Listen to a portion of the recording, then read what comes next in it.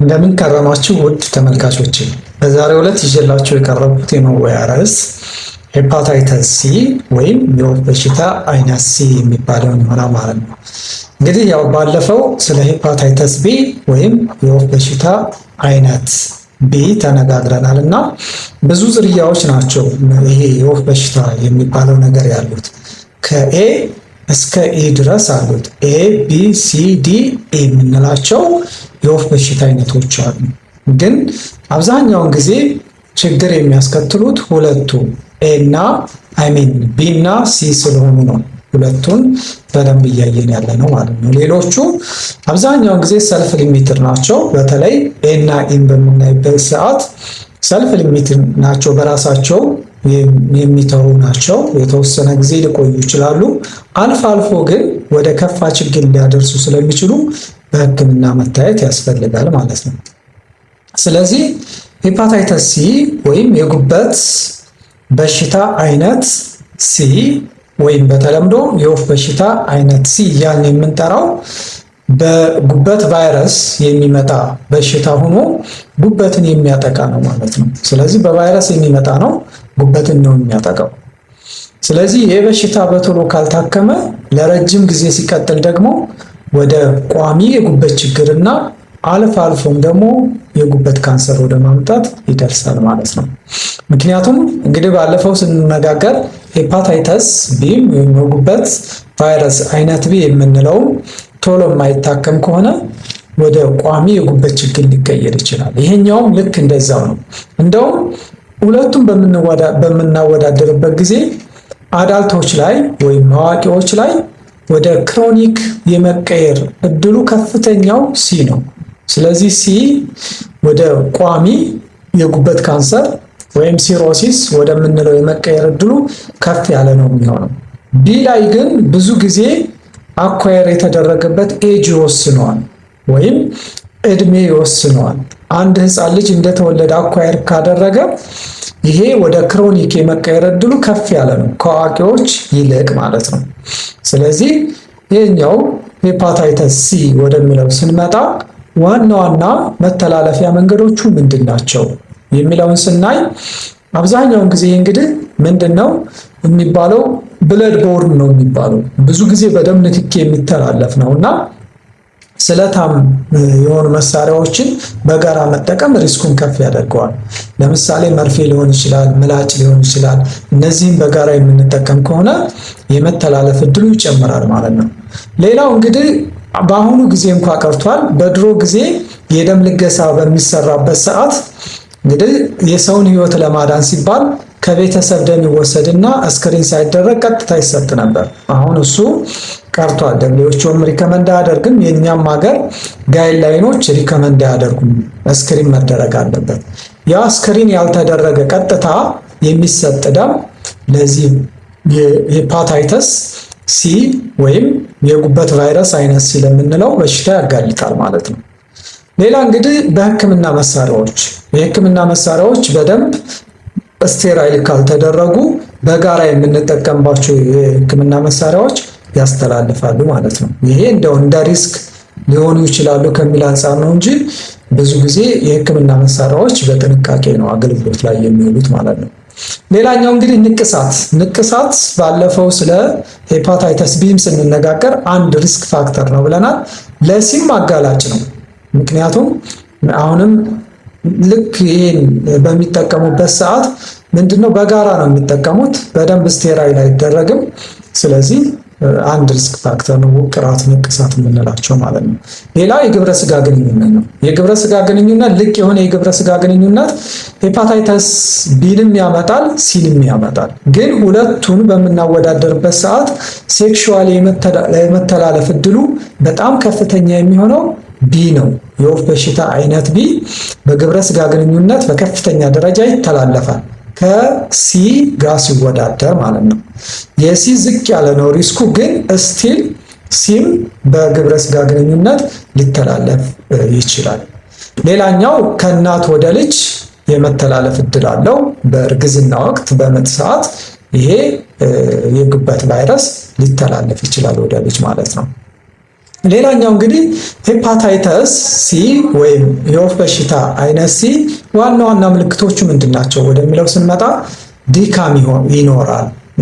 አልፎ አልፎ ደግሞ የሆድ ህመም፣ በተለይ በቀኝ የሆድ ክፍል ላይ የሆድ ህመም ሊኖር ይችላል። እብጠትም ሊያመጣ ይችላል። የሽንት ቀለም መቀየር፣ ሽንት ዳርክ ይሆናል ወይም ጥቁር መሆን ያመጣል።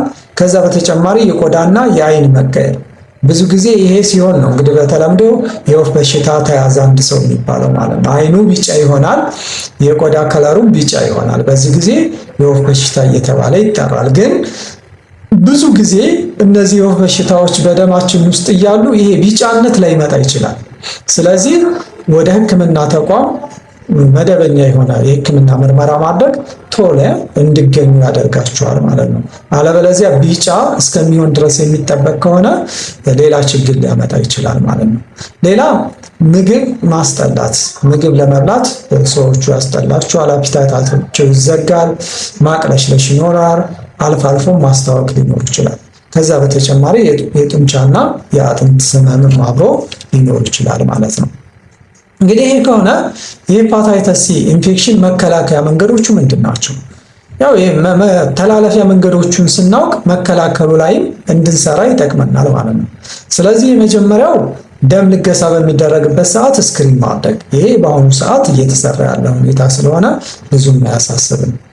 መርፌዎችንና ሌሎች የህክምና መሳሪያዎችን ሊሆን ይችላል፣ ወይም በግል ቤታችንን በግል የምንጠቀምባቸውን ስለታማ መሳሪያዎች መነጣጠል፣ በጋራ አለመጠቀም። ከዛ በተጨማሪ ደግሞ በህክምና ተቋም ውስጥ የንጽህና መመሪያዎችን በትክክል መከተል። የንጽህና መመሪያዎችን ማለት አንድ ሰው ቤተሰብ ታሞበት ሆስፒታል ሊገባ ይችላል፣ ራሱም ታሞ ሆስፒታል ሊገባ ይችላል። ስለዚህ የሚሰጡ የንጽህና አጠባበቆችን፣ ምክሮችን በደንብ መከታተል። ምክንያቱም ቆሻሻዎች የት መጣል እንዳለባቸው፣ ምን አይነት ነገሮችን መንካት እንደሌለባቸው ሆስፒታል ውስጥ በደንብ ማወቅ መቻል አለባቸው። ከዛ በተጨማሪ የግብረ ስጋ ግንኙነት፣ ልቅ የሆነ የግብረ ስጋ ግንኙነት አለማድረግ። እንግዲህ እዚህ ላይ አልፎ አልፎ አሁን እነዚህ ኮመርሻል ሴክስ ወርከር የምንላቸው ግዴታ ሆኖባቸው ያው ስጋቸውን እየሸጡ የሚተዳደሩ ይኖራሉ። እነዛ ላይ እንግዲህ ከአቅም በላይ ከሆነ ግዴታ ኮንዶም መጠቀም ይኖርባቸዋል። ያለ ኮንዶም ምንም አይነት ግንኙነት አለማድረግ ሪስኩን ስለሚቀንሰው ማለት ነው። ከዛ በተጨማሪ እንግዲህ ምንድነው ለማህበረሰቡ ወሳኝ የሆኑ ትምህርቶችን በመስጠት ማህበረሰቡ ስለዚህ በሽታ እንዳውቅ ማድረግ። ሆስፒታል ሊሆን ይችላል፣ ጤና ጣቢያም ሄልዝ ኤዱኬሽን የምንለው መሰጠት መቻል አለበት እየተመረጠ። ይሄ ሄልዝ ኤዱኬሽን ለማህበረሰቡ የሚሰጥ የትምህርት ነውና ስለ በሽታው እንዳውቁ መተላለፊያ መንገዶቹ፣ መከላከያ መንገዶቹን ሰው ካወቀ ለዚህ በሽታ የመጋለጥ እድሉ ዝቅ ይላል። ከዛ በተጨማሪ እንግዲህ ወደ ሄፓታይተስ ሲ ወይም የጉበት ቫይረስ አይነት ሲ የወፍ በሽታ አይነት ሲ ወደምንለው ህክምና ስንመጣ ህክምናው እውነት ለመናገር ከቢ ጋር ስናወዳድረው በጣም የተሻለ ህክምና አለው። በጣም የተሻለ መድኃኒቶቹ በጣም ኢፌክቲቭ ናቸው። ከቢ ጋር ሲወዳደር ደግሞ ለአጭር ጊዜ ነው የሚሰጠው። የቢ እንግዲህ ህክምናው ከሁለት ዓመት በላይ አልፎ አልፎ እንግዲህ ላይፍ ሎንግ ሊሆን ይችላል፣ እስከ ህይወት ዘመን ሊወሰድ ይችላል። ሲ ላይ ግን ከ8 እስከ 12 ወር ባለው ተወስደው መድኃኒቶቹ በደንብ በሽታውን የመፈወስ አቅም አላቸው ማለት ነው። አቅም አላቸው። ይሄ በጣም ጥሩ ነገሩ ነው። ምክንያቱም ይሄ ክትባት የለውም። መከላከያ መንገዶችን በደንብ መከተል ነው። ይሄኛው ቢ ላይ ግን ክትባት አለው። ክትባቱን በመከተል አንድ እንደ መከላከያ ማድረግ እንችላለን ብለናል። ይሄኛው ግን ክትባትን ባይኖረው ቶሎ ምርመራ ተደርጎ ከተደረሰበት ሙሉ በሙሉ መዳን የሚችል ነው። ከ8 ወር እስከ 12 ወር